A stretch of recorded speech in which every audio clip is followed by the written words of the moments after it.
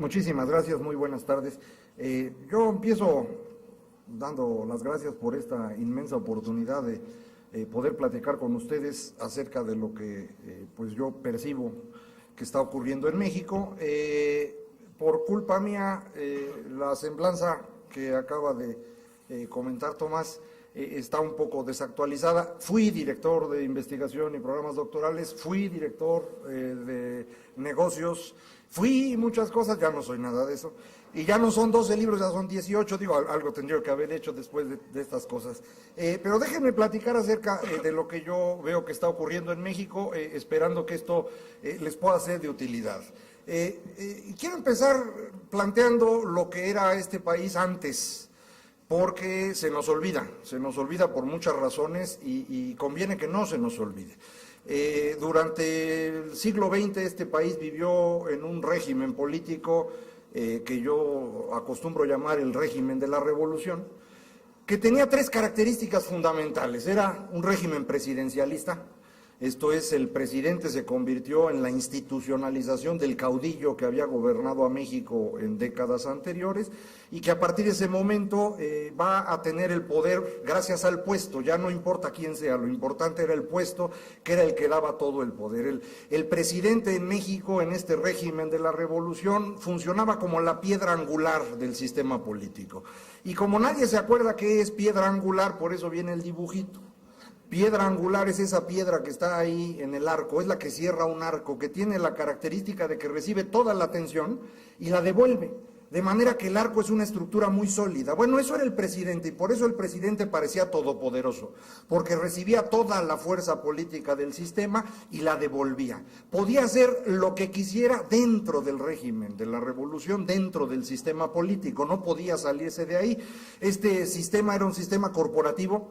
Esto es, se había organizado al país de acuerdo a las características funcionales de los distintos grupos que se convirtieron en estas corporaciones que sostenían al régimen político. Esto es exactamente lo mismo que había hecho en Italia Benito Mussolini, de ahí viene la idea que se propagó por todo el mundo en aquella época y que en México quien va a construir es Lázaro Cárdenas. Este régimen corporativo tiene una característica muy importante. Una corporación es una organización muy vertical, en donde todo mundo piensa lo mismo, todo mundo quiere lo mismo, de forma que es muy fácil mantenerlos a todos agrupados. Esto funciona porque las bases le delegan a los líderes la capacidad de decisión. El líder va, negocia, obtiene cosas y se las distribuye a los demás. El problema grave que esto lleva consigo es que las bases nunca deciden nada.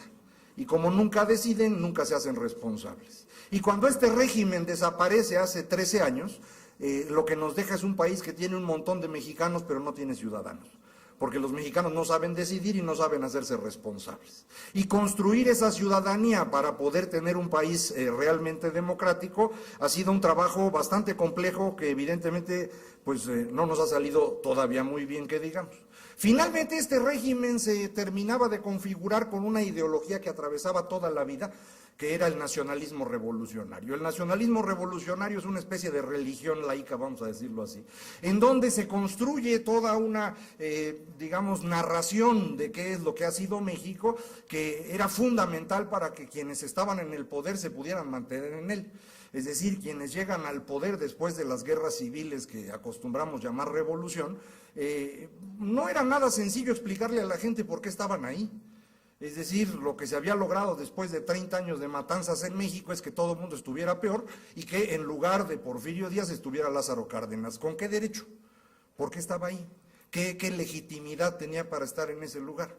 Se necesitaba construir un discurso legitimador. Y ese discurso legitimador es el nacionalismo revolucionario, que es una reconstrucción de la historia nacional, para poder garantizar que quienes están en el poder son legítimos, es decir, quienes ganaron las guerras civiles. Si ustedes hoy quisieran reconstruir la historia nacional y escriben un libro para ello, pues sería un fracaso, porque en este país nadie lee, entonces no sirve para nada. Si hoy nadie lee, imagínense en 1930, menos. Entonces, ¿cómo le hace uno para reconstruir la historia y que todo mundo entienda que la historia es distinta? Pues la tiene uno que hacer con monitos. ¿Quién hace los monitos? Diego. Quien reconstruye la historia nacional es Diego Rivera. Y Diego Rivera era un comunista convencido. Él estaba absolutamente convencido que el comunismo era el camino correcto para México. Y Lázaro Cárdenas también. Y eso es lo que construyen en México. El régimen político más comunista posible, dado que tenemos 3.000 kilómetros de frontera con Estados Unidos. No se podía hacer más que eso. Eso es lo que hicieron. Y es una apuesta que vista desde hoy parece absurda, pero en ese momento no lo era. Y es importante ponerse en el momento en el que esto se hace. En los años 30 nadie estaba seguro que el capitalismo fuera a funcionar. Acuérdense, veníamos de la Gran Depresión, en Europa mismo el capitalismo no estaba funcionando. Entonces, una alternativa a esta idea capitalista prendía en la gente, prendía entre los políticos o los intelectuales o artistas como Diego. Y por eso tan exitosa la idea.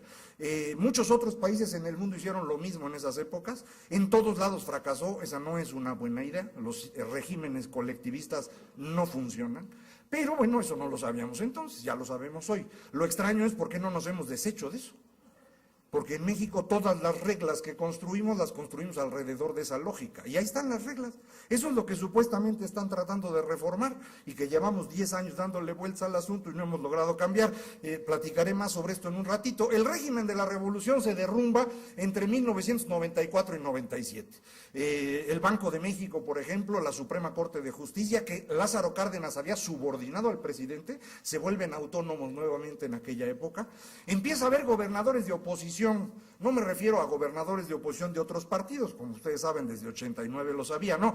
Empieza a haber oposición de los gobernadores dentro del mismo PRI.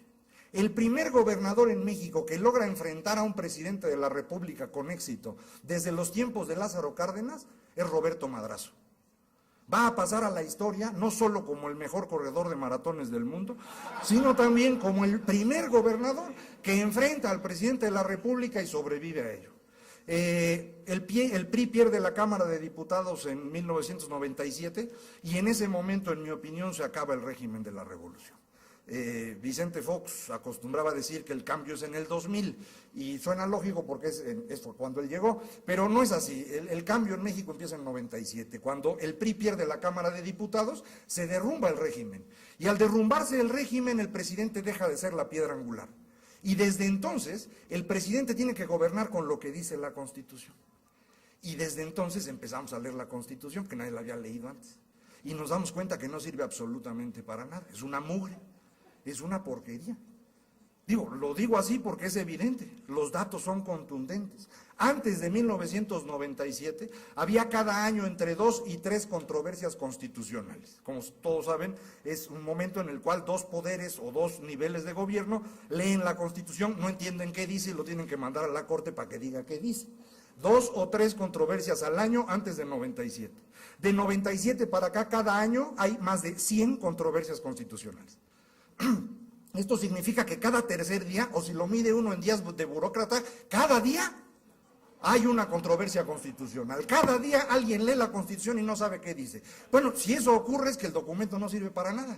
Y es el caso, no sirve para nada. ¿Por qué no hemos cambiado la Constitución? Pues porque no se puede cambiar la Constitución a menos que tengamos una idea clara, mayoritaria en el país de qué queremos hacer, y eso es lo que a la fecha no tenemos. Entonces, desde 97 el presidente tiene que gobernar con la ley no le permite hacer nada, y el presidente en México no tiene poder. Yo no sé si se habían dado cuenta, pero no tiene poder. Por eso lo único que le queda, pues, ver fútbol, ir a distintas cosas, va ahora a ver al Papa, etcétera, esas cosas que puede uno hacer. El corporativismo dejó de ser un sistema, pero las corporaciones no desaparecieron, se independizaron del presidente. Y entonces ahí están las corporaciones. Ahí está el sindicato de los profesores, ahí está el sindicato de los mineros, los electricistas, todos los sindicatos, las centrales campesinas, todos estos grupos corporativos, ahí están, pero ya no funcionan como un sistema que depende del presidente.